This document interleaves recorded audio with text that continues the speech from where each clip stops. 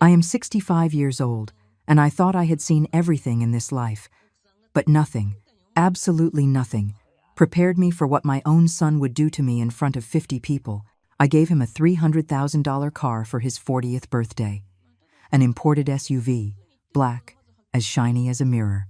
He raised his champagne flute, looked me straight in the eye, and said, "A toast to the idiotic mother who tries to buy love like you buy bread at the bakery." The guests erupted in laughter. I remained standing with the keys still in my hand. I smiled, stood up, walked to the door, and left. But what I did next, Julian will remember until the last day of his miserable life. Let me tell you how I got to that moment. Because I was not naive, I was not a fool, I was a mother. And that was my biggest mistake. My name is Clara. I was widowed at 30 years old with a 3-month-old baby in my arms. My husband died in a car accident 2 weeks after Julian was born. There was no insurance. There was no inheritance. Only debt. And a child to feed. So I sewed. I sewed at night on my old machine while Julian slept. I sewed wedding dresses, school uniforms, party outfits. My fingers would bleed sometimes. But it did not matter, because my son would eat, my son would study. My son would have everything I never had. And I succeeded. At 40 years old, I started my own apparel company. Small at first, then it grew. I hired 10 women, then 20. By the time I was 50, my company was producing clothes for 3 major retail chains. I did not become a millionaire, but we never went without. Julian went to a private school, then to a university. He graduated from law school with honors. I was in the front row on his graduation day, crying like an idiot, in my beige dress that I had sewn the night before because I did not have time to buy a new one. I thought it would all be worth it. I thought my sacrifice meant something to him. But then he met Victoria. She came from old money. From one of those families with important last names and properties in 3 countries. The first time he introduced me to her parents, Victoria's father asked me what I did for a living. "I own a garment company," I said with pride. He barely smiled. "Ah, what a noble trade," he said, as if he were talking about cleaning toilets. Victoria looked me up and down. My clothes were good, but they did not have a designer label. My shoes were comfortable, not elegant. My purse was practical, not a brand name. I was living proof that Julian came from nothing, and to her, that was unforgivable. After the wedding, my son began to change. He no longer visited me on Sundays. He canceled lunches. He always had an excuse: work, a trip, a social engagement. When I saw him at family gatherings, he treated me with a cold politeness that hurt more than any insult. He would introduce me as my mother and then quickly change the subject, as if my existence were an inconvenient formality. Victoria did not even pretend. She would greet me with 2 kisses in the air and then ignore me completely. I tried to get closer. I brought food that Julian loved as a child, gifts for birthdays, calls to see how he was. Silence, always silence. But I kept trying, because he was my son, my only son. The boy I rocked all night when he had a fever. The teenager I supported when he failed math. The young man I hugged when his first love left him. I thought that somewhere, inside that man in the expensive suit and cold manners, my Julian still existed. The little boy who told me, "I love you, Mom," before going to sleep. How stupid I was. When I turned 60, I sold the company. They gave me a good price, almost $2 million. I could have traveled, bought a house on the coast, enjoyed my old age.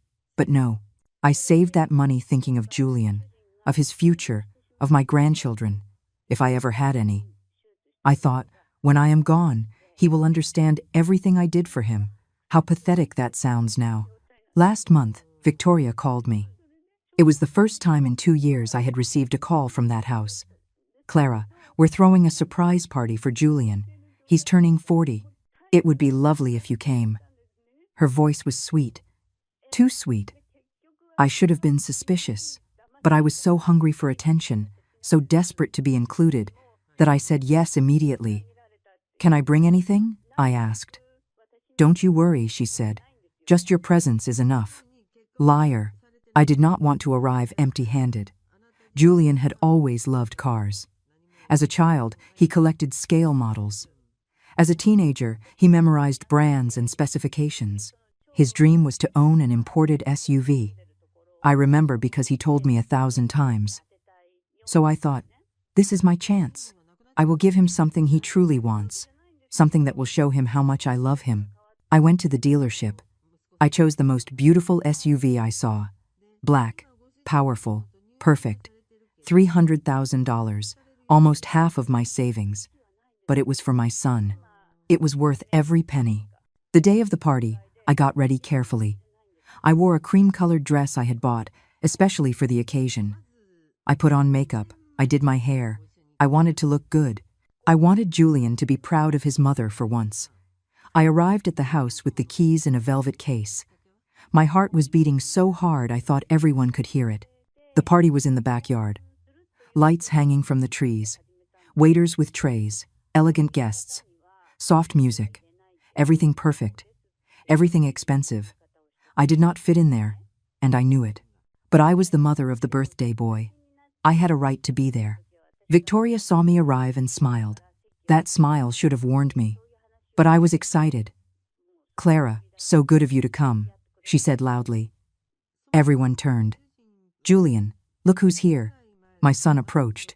He gave me a kiss on the cheek. Cold, quick, the way you would kiss a stranger. "Hi, Mom," he said. "Happy birthday, my love," I replied. My voice trembled with emotion. I took out the case. "I have something for you." He looked at the case. Then he looked at me.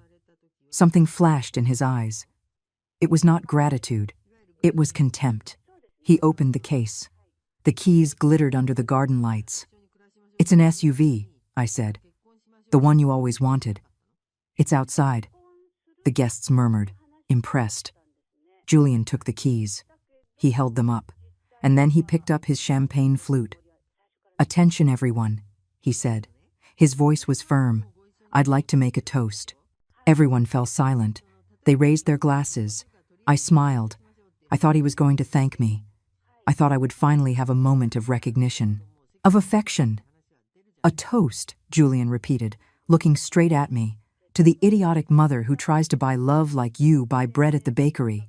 Silence. 2 seconds of absolute silence. Then the laughter. First one, then another, then all at once. 50 people laughing. Victoria covered her mouth, but her eyes shone with satisfaction. Julian's friends clinked their glasses. "It's true," someone shouted. "You can't buy love." More laughter. More mockery. I just stood there, still smiling, because my face did not know how to react.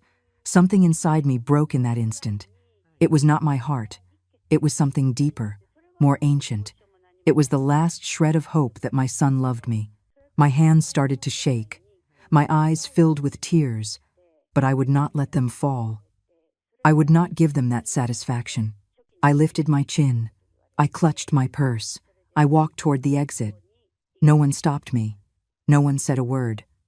I only heard more laughter behind me. I got to my car. I closed the door. I started the engine, and only then, in the darkness of that empty street, did I cry like I had not cried in 35 years. I cried for the little boy who no longer existed. I cried for all the years I wasted trying to earn a love that was never real. And as I drove back to my empty house, I made a decision that would change everything. But that, my dear Julian, you would find out very soon. I got home at 11 o'clock at night. The lights were off.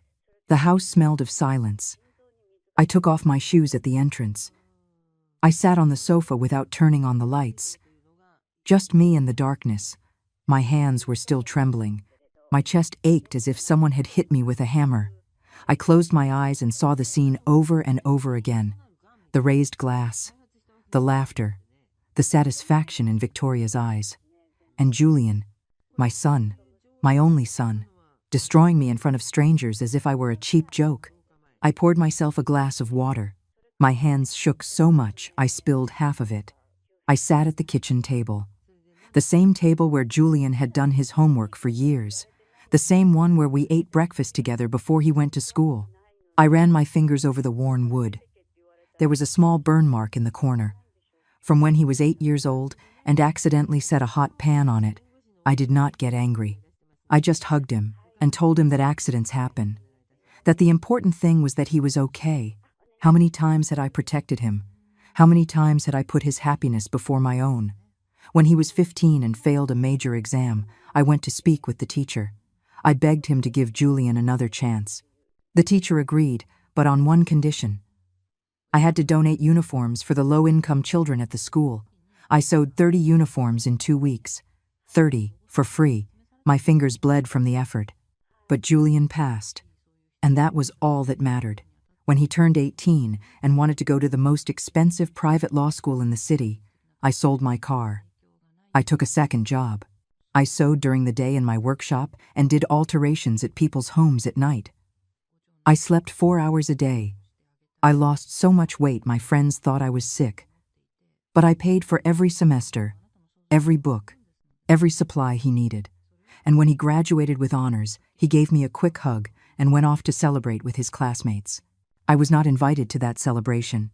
"It's a young people thing, Mom," he told me. "You understand, right?" Of course I understood. I always understood. Now, sitting in that empty kitchen, I wondered when it all began.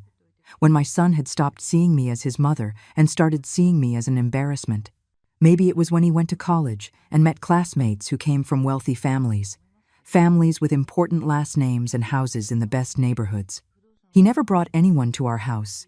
He always met at other people's homes. "It's more comfortable, Mom," he would say. "They have more space." Our house had 3 bedrooms, a small yard, old but clean furniture. It was not a palace, but it was our home, or at least I thought it was. Then he met Victoria. She came into my life like an elegant storm.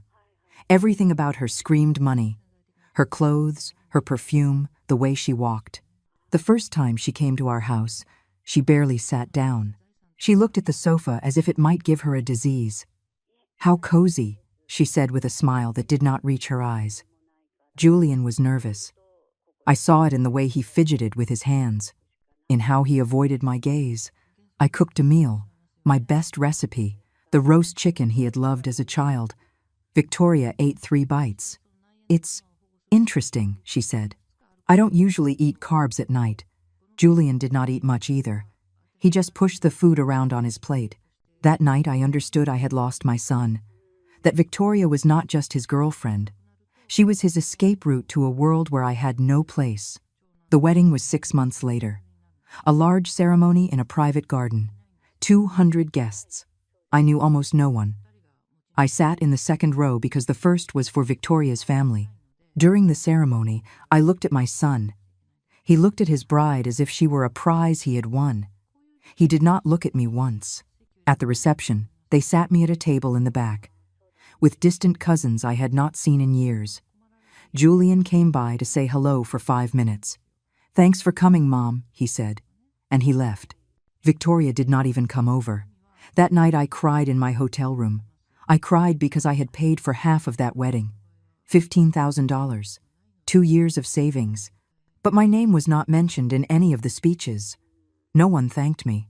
No one mentioned that without me, Julian would not be where he was. I was invisible, and the worst part is, I was starting to get used to it. After the wedding, the visits became rarer. Julian would call once a month. 5-minute conversations. "How are you, Mom?" "Fine, honey." "And you?" "Busy with work." "When are you coming over for a meal?" "I'll let you know." He never let me know. I stopped asking. I started waiting. Every Sunday, I would cook just in case he decided to visit. Most Sundays, I ate alone. I would put the leftovers in the refrigerator. I would throw them out on Wednesday when they started to go bad. And the next Sunday, I would cook again. Because you never knew. Maybe this Sunday he would come. I turned 60, and he did not come. He sent flowers with a card. "Happy birthday, Mom. We love you. We love you." Plural. As if Victoria had anything to do with that message. The flowers were beautiful. Peach-colored roses. I put them in a vase. I looked at them for a week until they wilted. Then I threw them out and cried, because my son had not come. He had not even called. It was Grace who visited me that day. my lifelong friend. We met when we were 20. She studied psychology, and I was just starting with my sewing. We grew apart when she moved to another city for work, but she came back when she retired. That afternoon of my birthday, she knocked on my door with a cake. "You're not turning 60 alone," she said. We ate cake. We drank coffee. We talked about everything except Julian. But she knew. She always knew. "Clara," she said before she left, "one day you're going to understand that you can't force anyone to love you, not even your own son." Her words hurt more than any of Julian's silences. I decided then that I would sell the company. I was tired. My body ached. My hands had arthritis. Sewing had become difficult. And what was the point of working anymore? For whom? I sold everything. The machines, the building, the brand. They gave me $1,800,000, a fortune.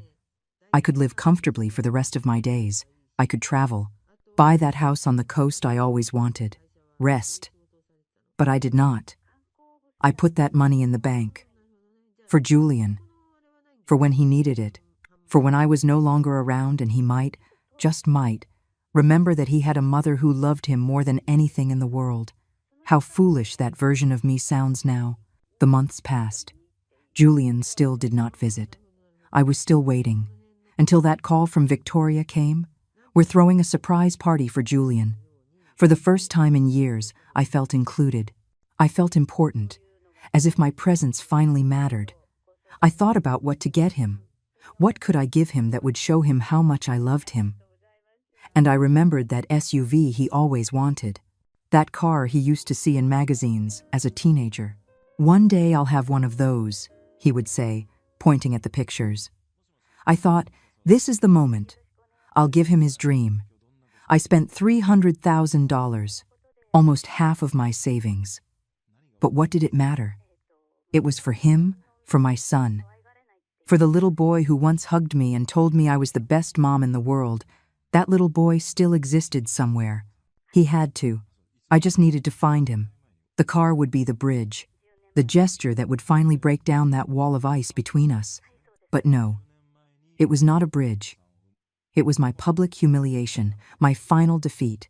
The moment my son spat in my face in front of 50 people, and they all applauded.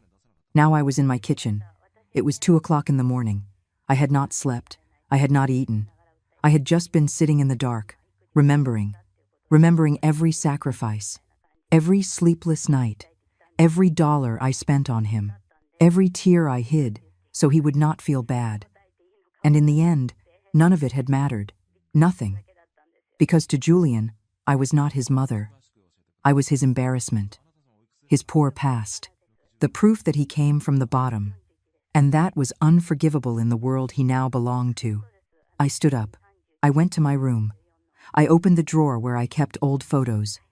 Photos of Julian as a baby, Julian as a child, Julian as a teenager.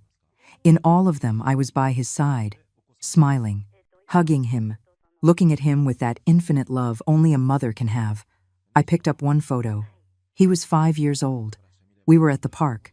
I had bought him an ice cream, and he was hugging me happily. "You're the best mom in the world," he had said that day. I remembered it perfectly. I looked at that photo for a long time. Then I put it away, because that little boy no longer existed, and I needed to accept that.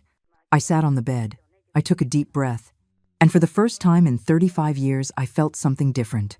Not pain, not sadness, rage, pure, clear rage, against Julian, against Victoria, against myself for having been so stupid, for having allowed them to treat me like this, for having begged for love for years. I picked up my phone. It was 4 o'clock in the morning. I looked up my lawyer's number. I wrote him a message. "Edward, I need to see you first thing tomorrow. It's urgent." I turned off the phone. I lay down, and for the first time in months, I slept soundly, because I had made a decision that would change everything. Julian wanted to humiliate me. He wanted to laugh at me. Perfect. But that laugh would cost him more dearly than he could ever imagine. I woke up at 6 o'clock in the morning. No alarm had gone off. My body simply knew it was time to get up. I showered. I dressed in black pants and an ivory blouse. I pulled my hair back. I put on my makeup carefully. I needed to look strong. I needed to feel strong. Because what I was about to do required absolute clarity. I made coffee. I sat at the table, the same place where I had cried all night. But now there were no tears, only determination, cold as ice. At 8 o'clock sharp, my phone rang. It was Edward, my lawyer. "Clara, I got your message. Are you okay? You sound urgent." His voice held genuine concern. Edward had helped me with the sale of the company. He was a serious, professional, trustworthy man. "I need to see you today," I said. "It's important." There was a pause. "I can see you at 10. Does that work?" "Perfect," I replied. I hung up. I grabbed my purse. I left the house. I drove to his office. The traffic was heavy, but I did not mind. I had time. I had all the clarity in the world. I arrived 15 minutes early. I sat in the waiting room. There were magazines on the table, but I did not touch them. I just looked out the window. The sky was gray. It looked like it was going to rain. How appropriate, I thought. Edward came out to greet me personally. "Come in, Clara." He led me to his office. He closed the door.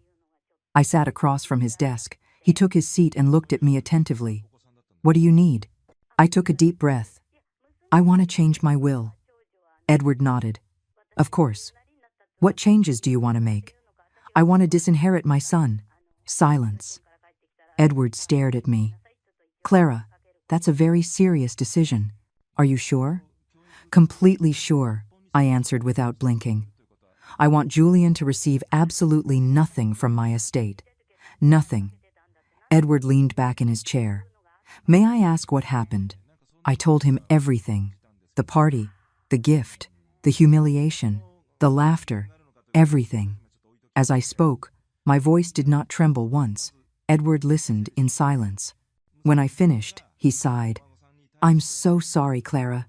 No one deserves that, especially not from their own child." "Then do it," I said. "Revoke everything. Let him inherit nothing." Edward picked up a pen. "All right. Who do you want to designate as your beneficiary?" I had not thought about it until that moment. I looked out the window. I thought about all those years of work, all those nights sewing, all that money I had saved for someone who did not value me. "I want to donate 40% to the Hope Foundation." Edward looked up. "The Foundation for Orphaned Children." "Yes," I said, "children who don't have a mother. Maybe they will appreciate what a mother would do for them. Because my son clearly doesn't." Edward wrote it down. "And the rest?" "I want to use part of it to buy myself a house. A house on the coast. Small, quiet, far from here." Edward kept writing. "How much are you thinking?" $200,000. "I'll look for something simple." He nodded. "And the rest of the estate?" "Set up a trust for me. For my expenses. To live quietly for the rest of my life.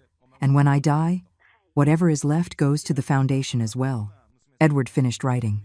He looked at me. "Clara, this means Julian is completely cut out. Legally, he won't be able to claim a thing."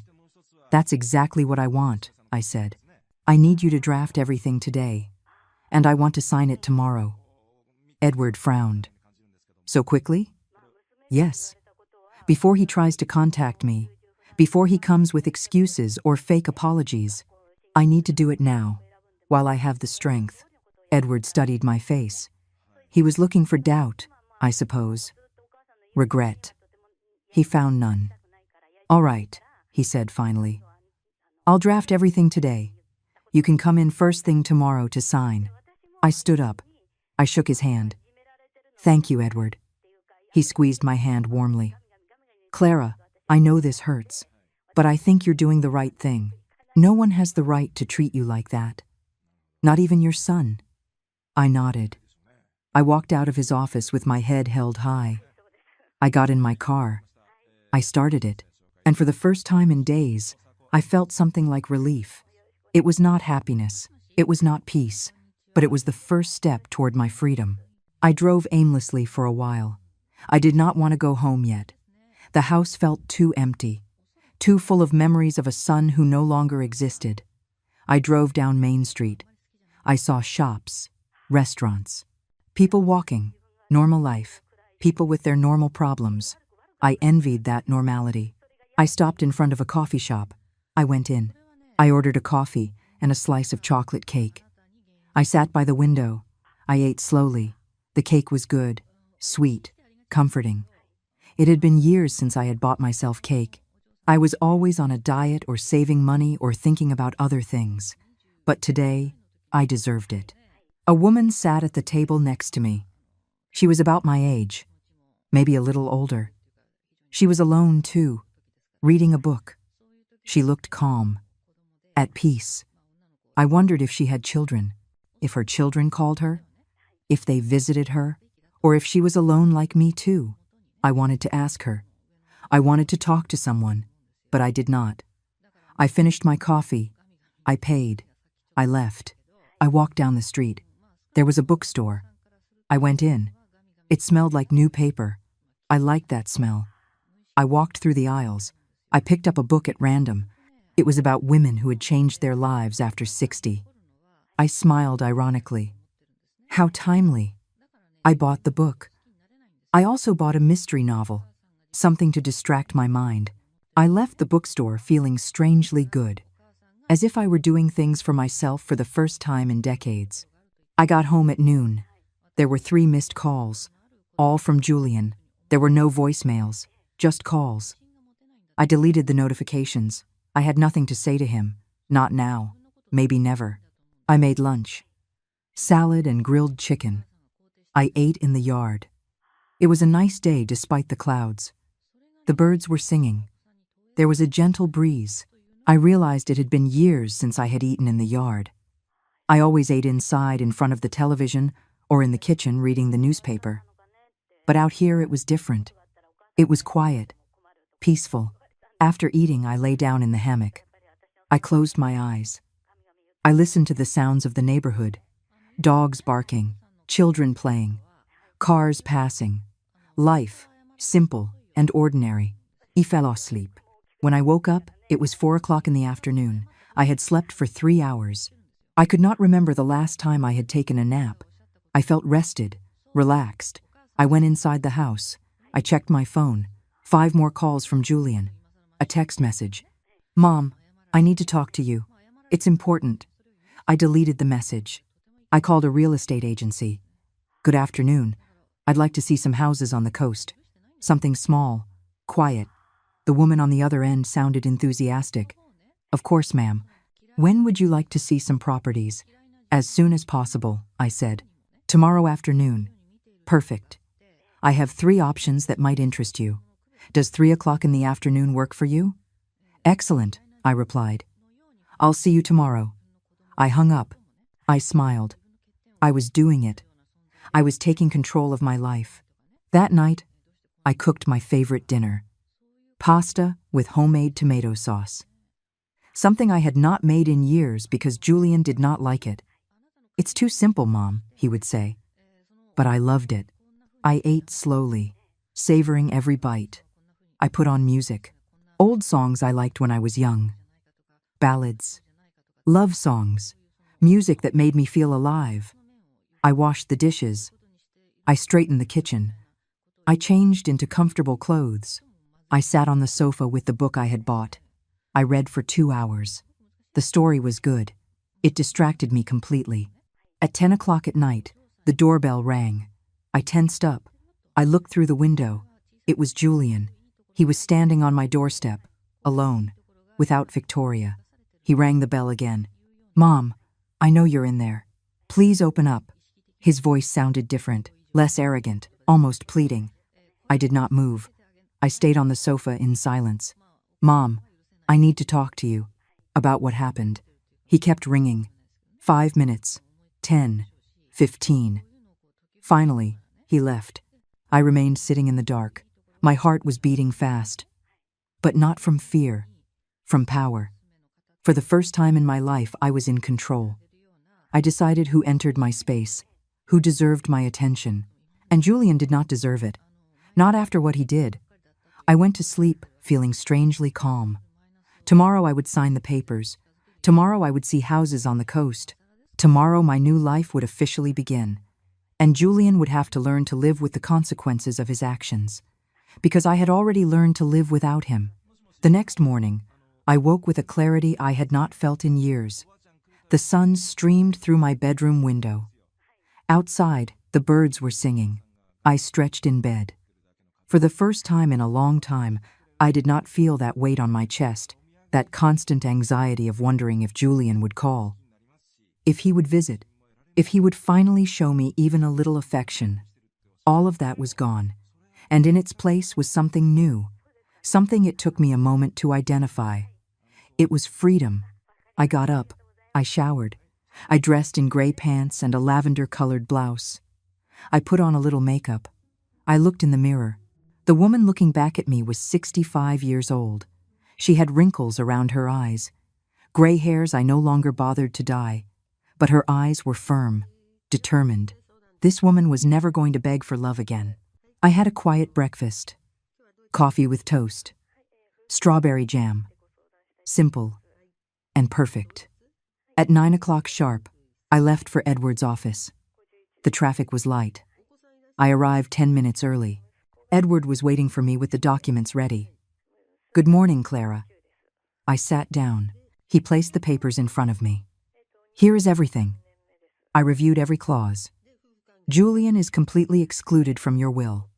40% of your estate goes to the Hope Foundation. The rest is in a trust for you.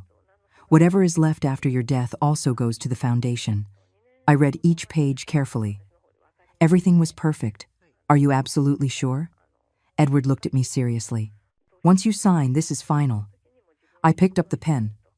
I have never been more sure of anything in my life. I signed. Every sheet, every initial, every signature was a release. It was closing a door that had been open for 35 years. A door through which only pain had entered. Edward signed as well. He called his secretary. She came in and signed as a witness. "Done," Edward said. "It's official."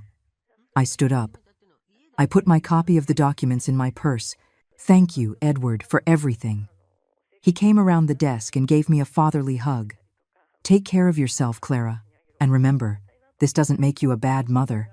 This makes you a woman who respects herself." His words touched me deeply.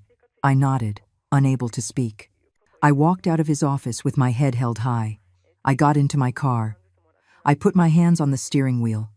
I took a deep breath. It was done. There was no going back. I drove to a small restaurant I liked. I ordered lunch. Vegetable soup and grilled fish. I ate slowly while reading the news on my phone. There were 6 missed calls from Julian. 3 messages. I did not open them. I paid my bill. At 2:30, I headed for the coast. The real estate agent had given me the address of the first house. I drove for an hour.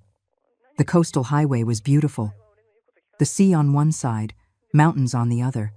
I rolled down the window. The air smelled of salt, of freedom. I arrived in the coastal town at 3 o'clock sharp. It was small, quiet, colorful houses, narrow streets, people walking without a hurry. I liked it immediately. The agent was waiting for me at the edge of town. She was a woman in her 40s, a kind smile. "Clara?" "Yes, that's me." We shook hands. "I'm Sarah. I have 3 properties to show you. Ready?" "Completely ready," I replied. The first house was too close to the highway, noisy. I dismissed it immediately. The second was nice, but too big. 2 floors, 4 bedrooms, too much space for me alone, too much upkeep. "And the third?" I asked. Sarah smiled. "That one's my favorite. Follow me." We drove for 3 more minutes. We stopped in front of a small cream-colored house. It had a front garden with wildflowers, a wooden porch, large windows. I could hear the sea in the distance.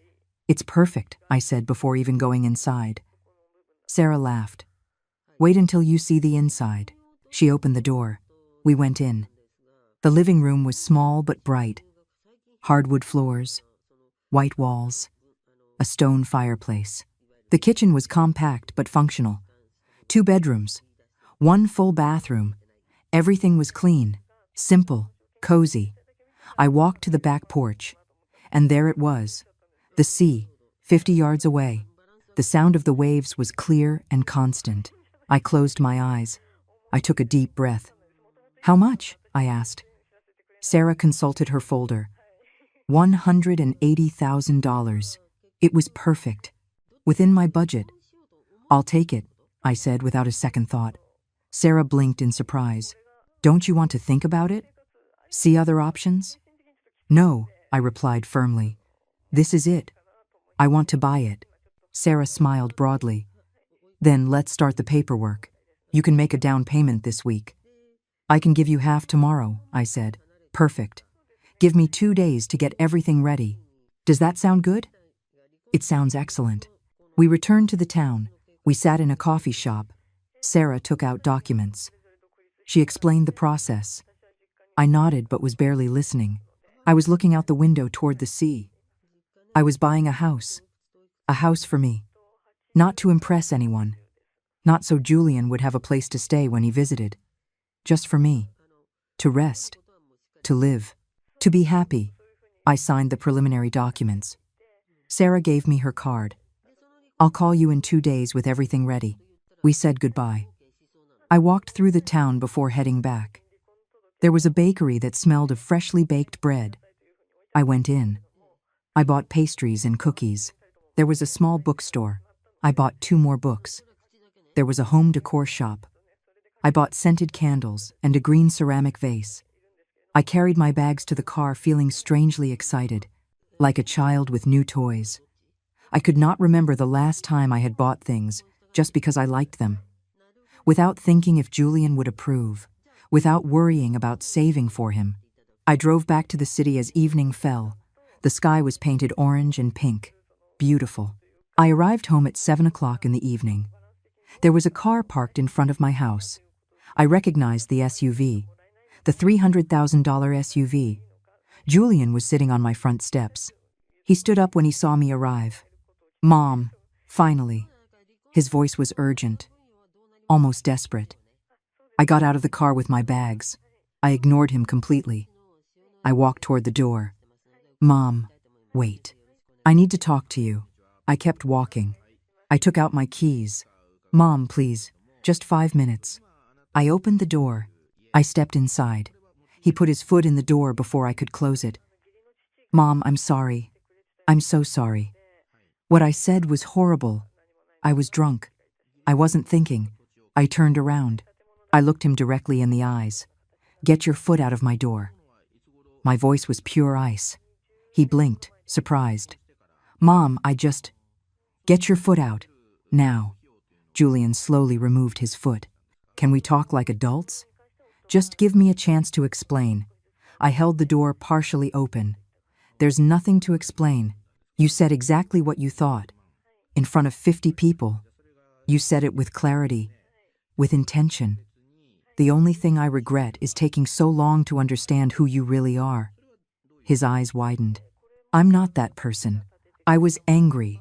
Victoria had told me, I'm not interested in what Victoria told you," I interrupted. "You're a 40-year-old man, responsible for your words, responsible for your actions." "Mom, I was an idiot. I accept that. But I'm your son. Your only son." I stared at him. I had a son. His name was Julian. That boy loved me. He respected me. He valued me. That boy died many years ago. The man standing in front of me is a stranger who uses my blood as an excuse to mistreat me. Julian took a step back as if I had slapped him. "Don't say that. I'm still me. I'm still your son." "No," I said, my voice firm. "My son would not have humiliated me like that. My son would not have used me as a joke to entertain his friends. It was a mistake, a stupid mistake. Let me make it up to you." I laughed without humor. "Make it up? How, Julian? With flowers? With empty apologies? Waiting for me to forget so you can treat me like trash again? It won't happen again. I swear." I studied him in silence. I saw a desperate man. But not for love. For something else. For fear. For need. "Why did you really come here?" I asked. "Because you're my mother and I love you," he answered quickly. Too quickly. Lies, I said. You came because someone told you something. Because you need something. Julian looked down. There it was. The truth. I need you to sign some papers. For a business deal. I need to use your house as collateral. There it was. That was why he had come. Why the calls? Why the urgency? It was not regret. It was convenience. I felt something inside me shut down definitively, like a heavy, immovable steel door. Get out of my house, I said. Mom, get out, now, and don't come back. But if you're not gone in 10 seconds, I'm calling the police. Julian looked at me in disbelief. He expected me to give in, to forgive him like I always did. But this time, there was no forgiveness. There were no tears. There was no weakness. Only a 65-year-old woman who had finally learned to say no. He finally turned around. He walked toward his car. He stopped halfway. You're going to regret this, he shouted. I did not answer. I simply closed the door and locked it. I turned off the front lights. I walked to the kitchen. I poured myself a glass of water. My hands were not shaking. My heart was beating calmly. Outside, I heard the SUV's engine drive away. I sat on the sofa. I looked at my shopping bags, pastries, books, candles, little things that made me happy. I smiled. For the first time in decades, I smiled without forcing it, without pretending, without expecting anything in return. Julian was gone. And I was okay. More than okay. I was free. That night I slept soundly, without nightmares, without being startled, without that constant weight on my chest that had accompanied me for years. I woke up at 7 o'clock in the morning with the sun streaming through the window. I stayed in bed for a few more minutes, listening to the silence of the house. Before, that silence scared me. It reminded me of my loneliness. Now, it was different. It was peace. I got up feeling rested. I made coffee. I had breakfast in the garden. Toast with jam, fresh fruit. The morning air was cool and pleasant. I called Grace. My friend answered on the third ring. Clara, good morning. How are you? Her voice sounded cheerful. Good, I replied. And it was true. Do you have time for a coffee? I need to tell you something. Grace laughed. I always have time for you. Where should we meet? Remember that coffee shop near the park? The one with the delicious cakes. I'll be there in an hour. I hung up, smiling. It had been so long since I had felt like this. Light, free of burdens. I got ready carefully. I put on a loose, sand-colored dress. I let my hair down, a little makeup, simple earrings. I looked in the mirror. The woman looking back at me looked different. Not younger, but more alive. I drove to the coffee shop. Grace was already there, sitting at a table by the window. She saw me arrive and smiled broadly. We hugged. You look radiant, she said.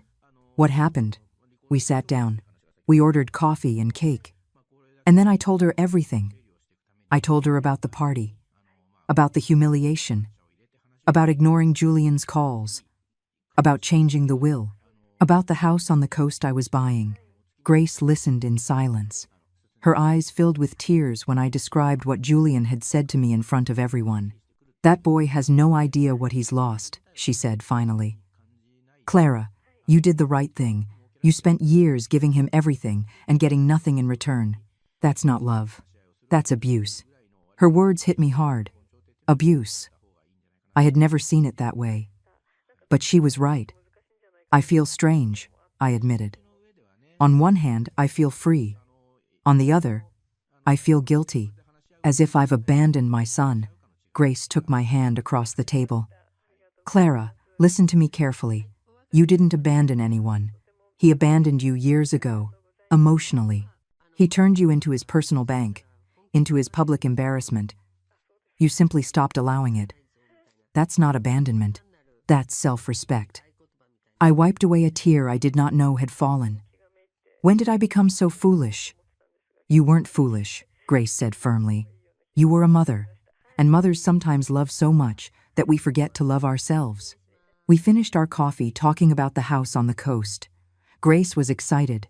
You have to invite me when you move. We'll spend whole weekends. We'll walk on the beach. We'll cook. We'll read. It will be beautiful." The idea filled me with warmth. "Of course I'll invite you. You're my only true friend." Grace smiled. "And you're mine." "Clara, this is your new beginning. Enjoy it. You deserve every second of happiness." We said goodbye with a long hug. I drove home feeling strengthened. Grace was right. This was my new beginning. The next 2 days were quiet. Julian did not call again. He did not show up at my door again. It was as if he had finally understood that there was nothing more to get from me. Or maybe he was planning something. I did not care. I was focused on my future. Sarah, the real estate agent, called on the 3rd day. "Clara, everything is ready. Can you come sign tomorrow?" "I'll be there," I replied without hesitation. That night, I packed a few things: clothes, books, old photographs I wanted to keep. I left the photos of Julian in a drawer. I did not throw them away. But I would not take them with me either. The next morning, I drove to the coastal town. The day was perfect: clear sky, gentle breeze. I arrived at Sarah's office at 10 o'clock sharp. I signed all the documents. I transferred the money, $180,000, almost half of what was left of my savings. But I did not feel fear. I felt excitement. "Congratulations, Clara," Sarah said, handing me the keys. "The house is yours." I took the keys with trembling hands, not from nerves, from pure happiness. I drove to my new house. Our new house. Mine and no one else's. I opened the door. I walked in slowly. I went through each room, touching the walls, looking out the windows, imagining how I would decorate each space. I went out to the back porch. The sea was shining under the sunday.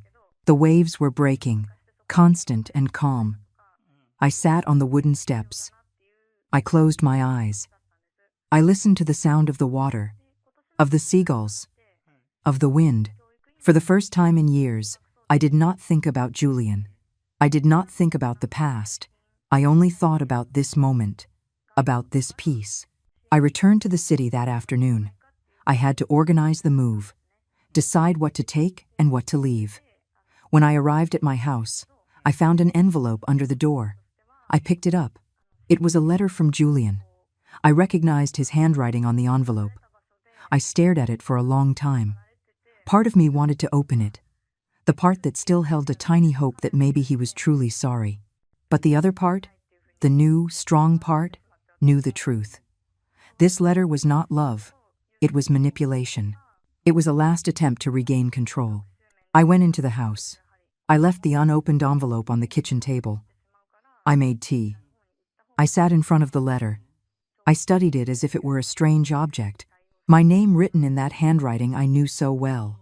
The handwriting I had seen on school assignments, on birthday cards I no longer received, on legal documents he signed as my son. But this letter did not belong to me. It belonged to a version of me that no longer existed, to the Clara who begged for love, to the Clara who forgave everything. That woman was gone. I took the unopened letter. I walked to my room. I opened the drawer where I kept old things, unimportant papers, old receipts, photographs. I never put in frames. I put the letter in there. I closed the drawer. If I ever felt curious, it would be there. But for now, I did not need to read it. I did not need his words. I did not need his excuses. I already knew everything I needed to know. I spent the next few days organizing my move. I hired a small company. I sold several pieces of furniture. The large dining table where Julian no longer ate. The living room sofa where he no longer Saturday. The bed from his old room that I had kept for years, hoping that one day he would come to visit with his children. Children he never had. Visits that never came. All of that was gone. I kept only the essentials. What I really needed to start over. One afternoon my phone rang. It was an unknown number. I hesitated before answering. Clara. It was a woman's voice. Elegant. Cold. I recognized it immediately. Victoria. What do you want? I asked bluntly.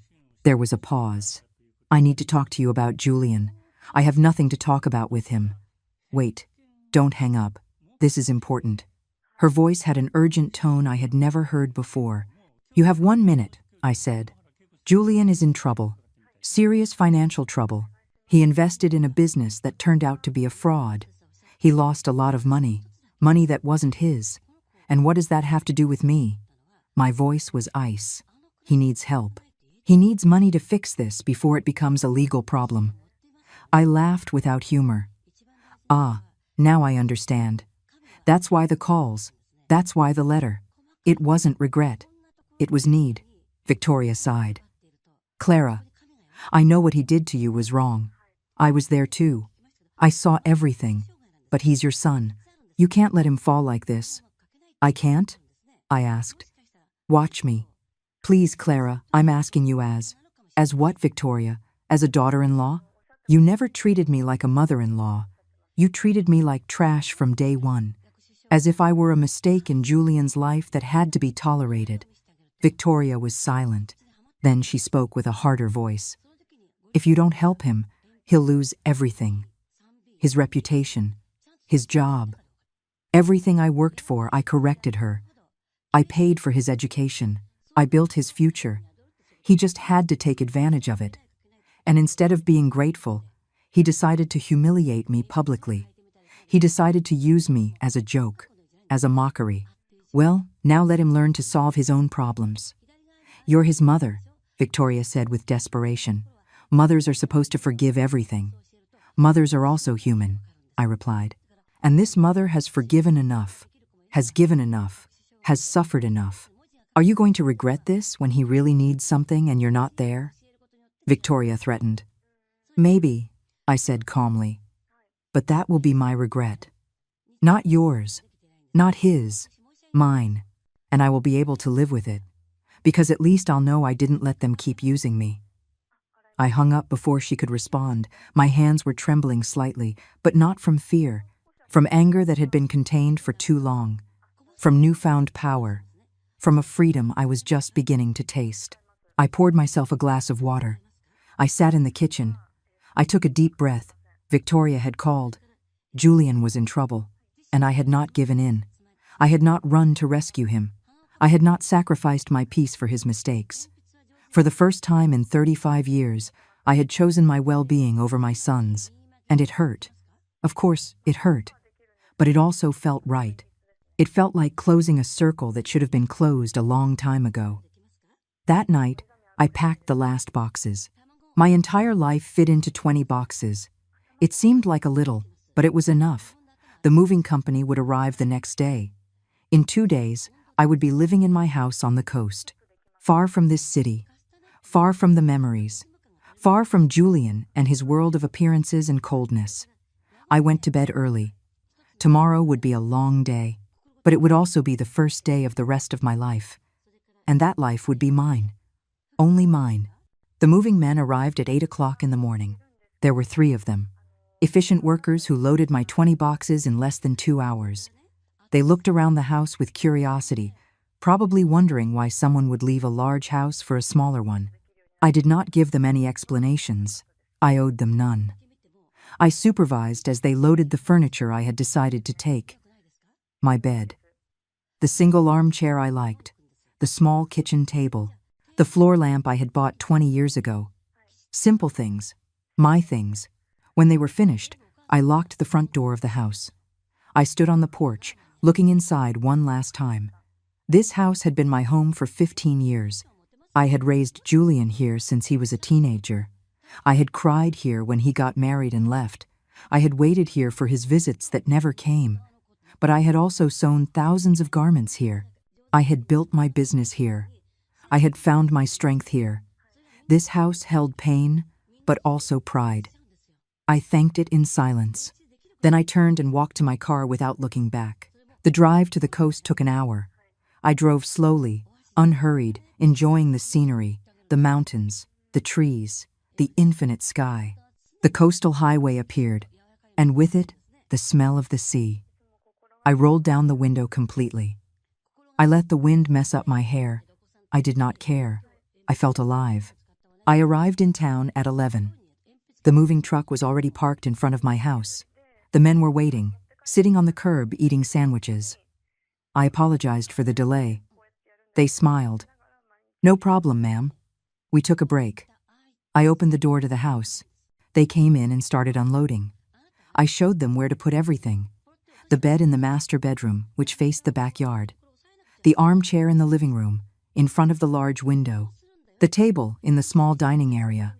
The boxes piled in the second room, which I would use as storage and a studio. In an hour, everything was inside.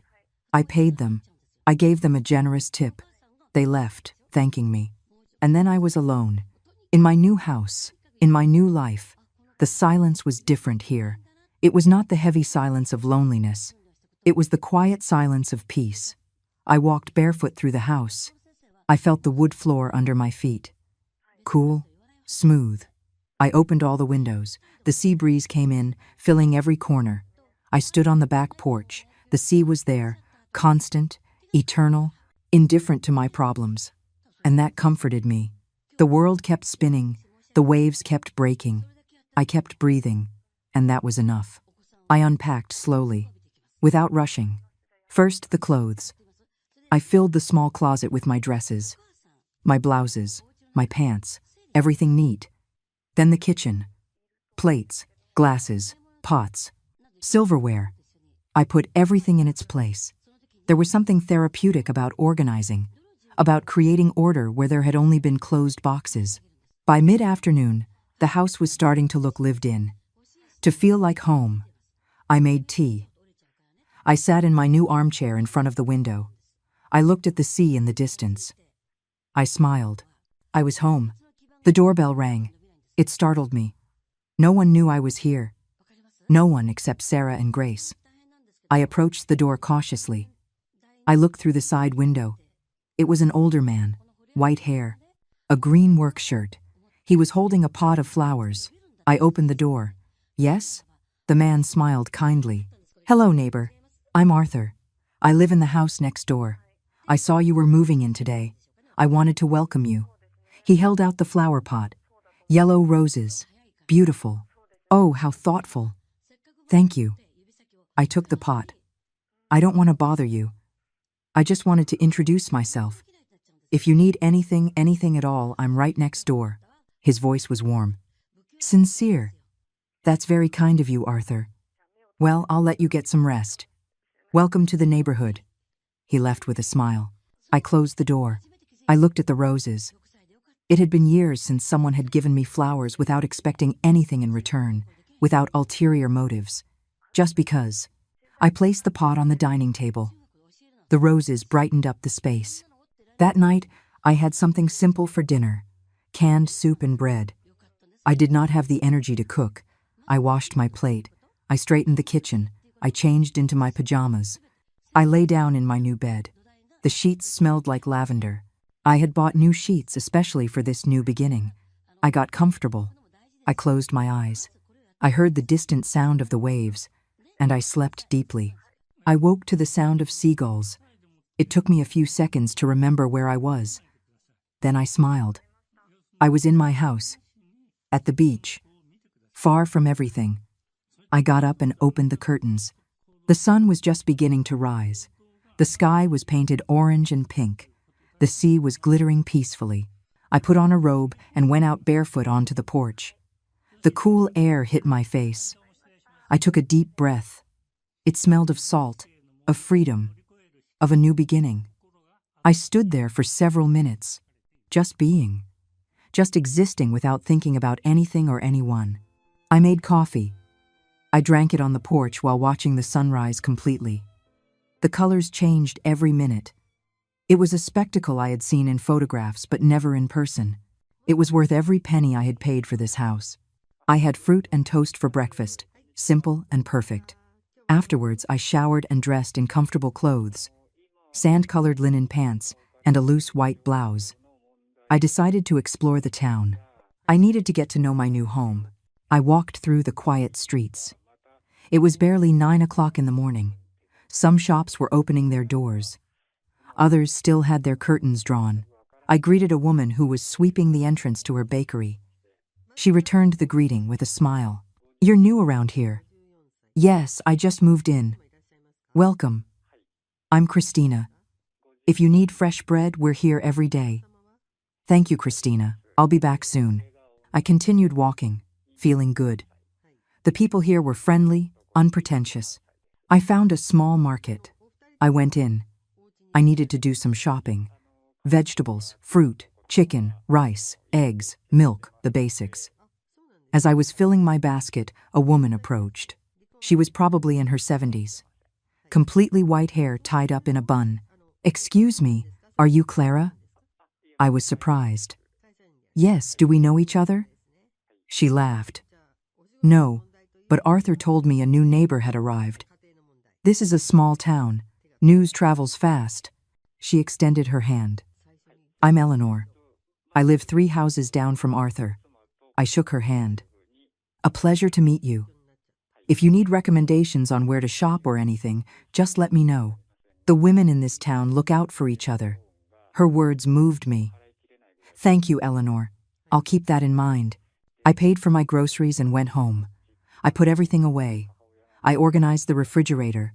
I cleaned a little, even though the house was already clean. I needed to keep my hands busy, my mind calm. At noon, I made lunch. Salad with chicken. I ate on the porch, watching the sea.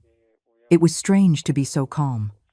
For years, I had lived in a state of constant anxiety, waiting for calls that never came, preparing meals that no one ate, holding on to stories that no one wanted to hear. Now I was not waiting for anything. And in that lack of expectation, I found peace. In the afternoon, I decided to walk on the beach. I put on sandals and went down the path that led straight to the sand. It was a small beach, quiet. There were few people, a young couple, a man with his dog, a family with children. No one paid me any attention. I liked that. I walked along the shore. The cold water touched my feet. The sand sank under my weight. I picked up a seashell. It was perfect, cream-colored with pink lines. I put it in my pocket. A small, worthless, but beautiful treasure. I walked for an hour, aimlessly, unhurriedly, just feeling. When I got back home, I was tired but satisfied. I made tea. I sat in my armchair with one of the books I had bought. I read for 2 hours, lost in a story that was not mine, in problems that were not mine. It was liberating. When it got dark, I turned on the lights.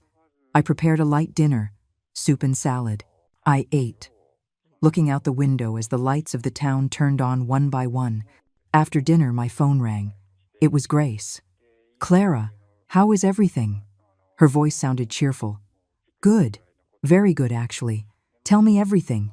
How's the house? Are you settled in?" I told her everything. The move, the town, Arthur, Eleanor, the beach. Grace listened, making excited comments. "You sound different," she said after a while. "Different how?" "Calm, light, as if a weight has been lifted from your shoulders." "That's exactly how I feel," I admitted. "I'm so happy for you, Clara. You deserve this peace. After everything you've been through." We talked for another half hour. Before hanging up, Grace said, "By the way, I ran into a cousin of yours yesterday, Raquel. She asked about you. I told her you had moved to the coast, but I didn't give her the address. I hope that's okay." I tensed slightly. Raquel was my late husband's cousin. She had always been a gossip, always meddling where she was not wanted. "That's fine. Thank you for not giving her my address. I figured you'd want your privacy." "I do." We said goodbye. I hung up with a slight sense of unease. Raquel would surely tell Julian that I had moved, that I had disappeared without telling anyone in the family. But it did not matter. I no longer had to give explanations to anyone. That night, before going to sleep, I checked my phone. I had a message from an unknown number. I opened it. It was Julian. "Mom, I know you're angry, but disappearing like this isn't fair. The family is worried. I need to know you're okay. Please call me." I read the message 3 times. I analyzed every word. The family is worried. Not I'm worried. The family. As if he were the spokesperson for everyone. As if his concern were genuine, and not just a need to control me. Please call me. Not forgive me. Not I miss you. Just call me. I deleted the message. I blocked the number. No more. I would not let him find me, manipulate me, drag me back into that cycle of pain. I turned off the phone. I left it on the nightstand. I lay down, looking at the ceiling. The house was silent. Only the distant sound of the sea could be heard. I closed my eyes. For a moment, I felt a pang of guilt. That mother's guilt that never completely goes away. But then I remembered. I remembered the humiliation, the laughter, the years of contempt, and the guilt dissolved. I turned over and got comfortable. Tomorrow would be another day. A day without Julian, without expectations, without pain. Just me and my new life. And that was more than enough. 2 weeks passed. 2 weeks of a simple and beautiful routine. I woke up with the Sunday I made coffee. I walked on the beach every morning. I bought fresh bread from Christina's bakery. I read on the porch. I cooked meals that I liked without worrying about anyone else. In the afternoons, I sometimes visited Eleanor. I would have tea in her garden while she told me stories about the town. Other times, Arthur would show up with vegetables from his garden. "I have too many tomatoes," he would say. "I don't want them to go bad." I would accept them gratefully. I would cook sauce. I would share it with him in containers that he returned clean. One morning, while walking on the beach, I saw a sign in the window of a small shop. Sewing instructor wanted. Free classes for community youth. I stopped. I read the sign several times. It had been years since I had sewn, but the hands never forget. I wrote down the phone number. That afternoon I called. A young woman answered. Esperanza Community Center. "Good morning." "Hello. I'm calling about the ad for this sewing instructor." "Oh, wonderful. Do you have experience?" "I owned a textile factory for 20 years. There was a surprised pause. "Then you have a lot of experience. Can you come in tomorrow to meet us?" "Of course. What time?" 10 o'clock is fine. "Perfect. I'll be there." The next day, I got ready carefully. Black pants and a mustard-colored blouse. I put my hair up. I drove to the community center. It was a simple building painted white and green. Inside, it smelled of coffee and fresh paint. A woman in her 30s greeted me. "Clara?" "Yes, that's me." We shook hands. "I'm Raquel, the coordinator. Thanks for coming." She showed me the place. There was a room with long tables, another with computers, a community kitchen, and a small room with 3 old sewing machines. "This would be it," Raquel said. "The machines work, but they need maintenance. We have 6 girls enrolled, between 15 and 18 years old. They come from low-income families. We want to teach them a trade." I looked at the machines. I touched one fondly. It was like the first one I ever had. Old but noble. "When would the classes start?" "Whenever you can. There's no rush." I thought about my empty house, my afternoons with nothing to do, all that knowledge stored in my head that would die with me if I did not share it. "I can start next week, twice a week, 2 hours each class." Raquel smiled broadly. "That would be perfect. We pay." "No," I interrupted. "I don't want payment. I want to do it because I enjoy it. Because I know what it's like to need an opportunity and not have one." Raquel looked at me with moist eyes. "Thank you, Clara. You don't know how much this means to these girls." I left the center feeling useful for the first time in months. I had a purpose now. Something to do that had nothing to do with Julian, with the past, with the pain. I stopped by a fabric store. I bought several yards of different colors and textures. Also thread, needles, new scissors. Everything needed to teach. I spent $200, but I did not care. It was an investment in something that made me happy. I arrived home with the bags full. I left them in the second room, my future teaching workshop. That night, Grace called me. I told her about the classes. She was thrilled. "Clara, that's wonderful. You're going to change the lives of those girls, just like you changed your own." She was right. I was changing my life, day by day, choice by choice. I was no longer the woman who begged for love. I was the woman who gave love to herself and shared that love with others who deserved it. We talked for a long time. Before hanging up, Grace said, "By the way, Julian looked for me. My heart sped up. What did he want? Your address. I told him I didn't have it. He got angry. Said you were his mother, and he had a right to know where you were. I told him rights are earned with respect. He hung up furiously. I smiled sadly. Thank you for not telling him anything. I never would. Clara, he doesn't deserve to find you. Not until he understands what he's lost. We hung up. I sat on the sofa, thinking. Julian was looking for me, but not out of love. He still needed something from me. Money, probably. It was always money. I wondered if he would ever understand, if he would ever look back and see everything I gave him, everything I sacrificed, and if that day came, if it would be too late, probably, and he would have to live with that. Just as I lived with my decision to let him go, the following week, I started the classes. The 6 girls arrived on time. Shy, curious, I introduced myself. I'm Clara. I'm going to teach you how to sew. It's not easy, but it's worth it. You can create beautiful things with your hands. You can earn a dignified living. You can be independent. I showed them the basics, how to thread the needle, how to sew a straight line, how to use the machines carefully. They listened with absolute attention. They asked intelligent questions. 2 hours flew by. At the end, one of them, Sarah, approached me. Thank you, Miss Clara. No one has ever taught us anything like this before. Her words touched my soul.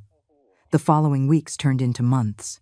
The classes became my favorite reason to leave the house.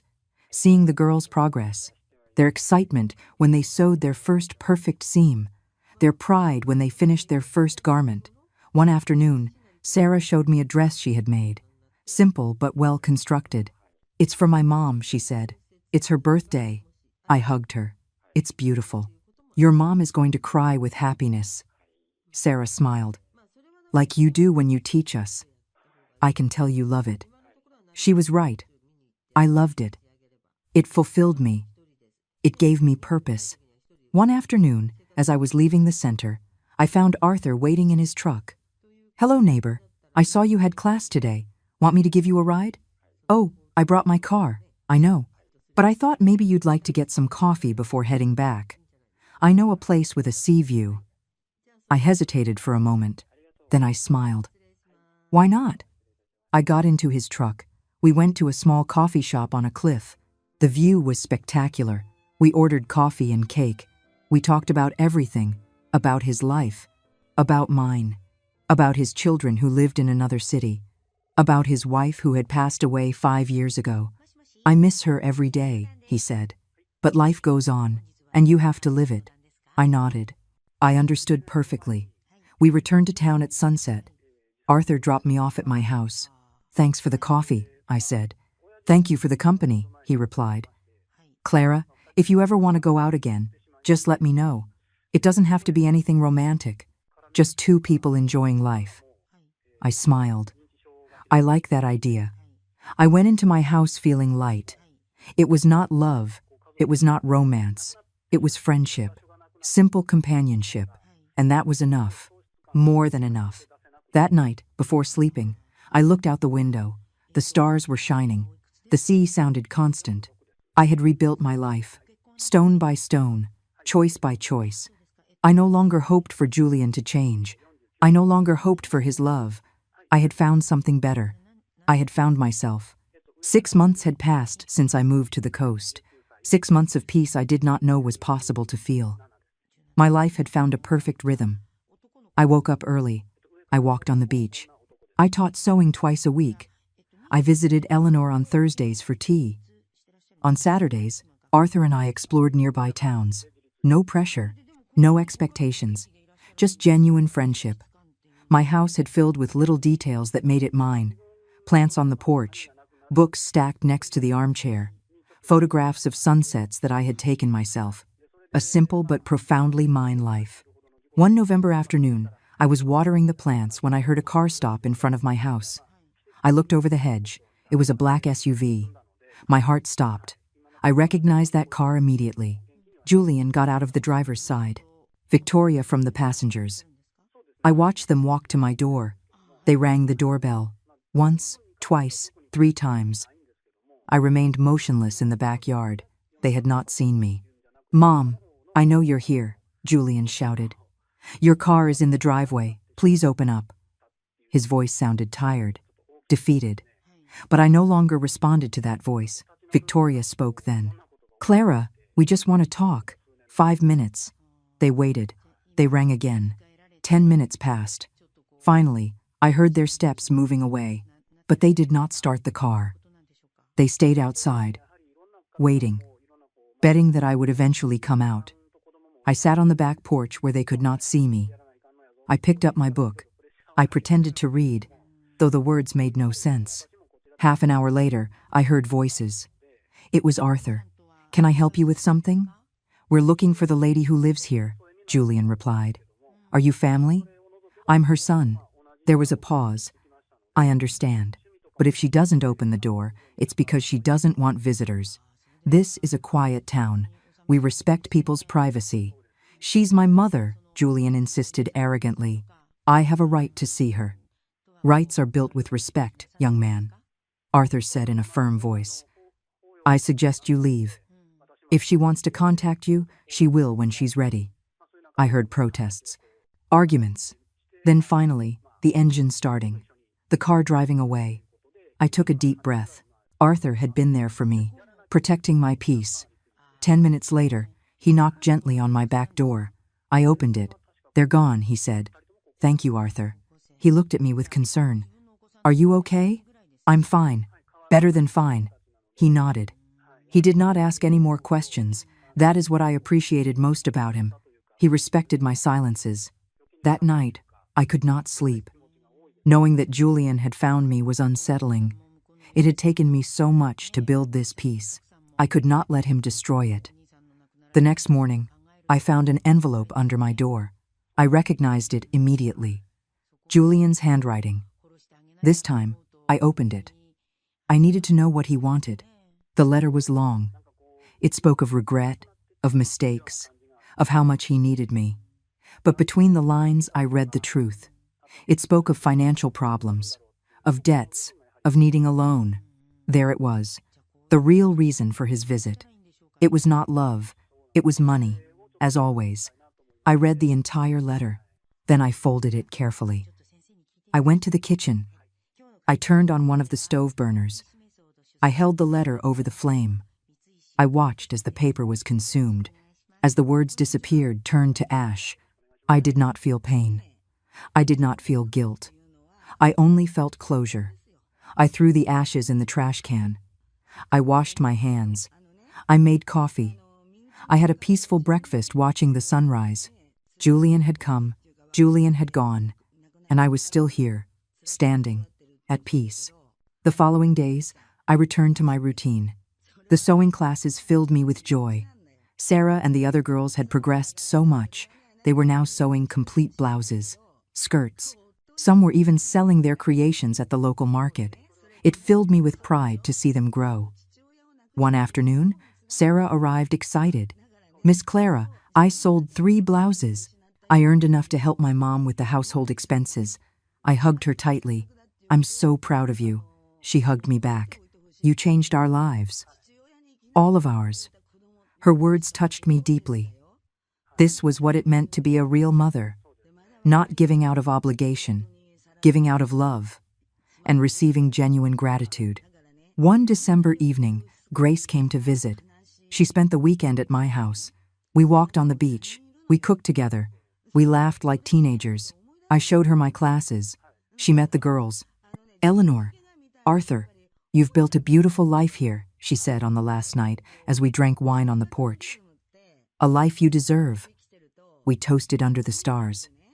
"Have you heard anything from Julian?" she asked carefully. "He came a few weeks ago. I didn't see him. He left me a letter asking for money. I burned it." Grace nodded. "And how do you feel about that?" "Free," I answered without hesitation. "Completely free." Christmas arrived. My first Christmas alone in 35 years. But I did not feel alone. Eleanor invited me to have dinner with her family. Arthur did too. I accepted both invitations.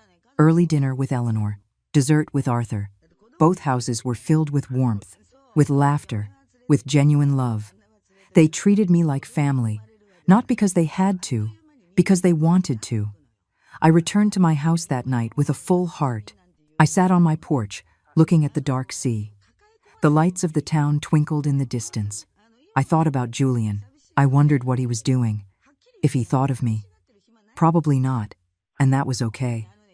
Because I did not think much about him either. He no longer occupied every thought. He no longer hurt constantly. He was just a distant memory, like an old scar that no longer aches.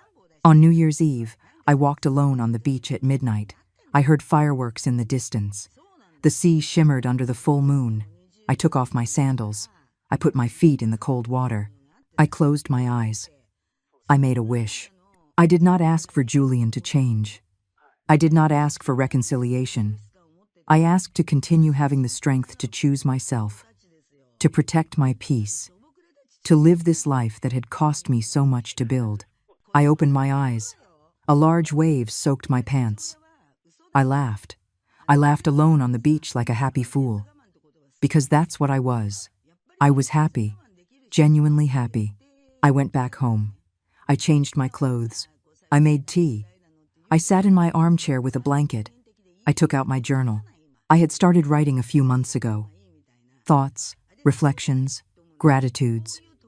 I wrote about this year, about everything I had lost and everything I had gained. I ended with a single sentence. I didn't need him to change. I needed to change, and I did. I closed the journal. I put it in the drawer. I lay down, feeling something I had not felt in decades. I was whole, not because someone completed me, but because I had finally found myself. The next morning, I woke up early. I made coffee. I went out to the porch. The sun was beginning to rise. The sky was painted with impossible colors. The sea sang its eternal song. I drank my coffee slowly, savoring every sip, savoring every second of this peace. Somewhere in the city, Julian was going on with his life, with his problems, with his decisions. And I was here, in my house by the sea, with my plants, my books, my students, my friends, my simple but profoundly mine life. I did not need revenge. I already had something much better. I had peace. I had dignity. I had self-love. And that, no one could ever take from me again. I smiled, looking at the horizon. This was my happy ending, not the one I had imagined, but the one I deserved. And it was perfect.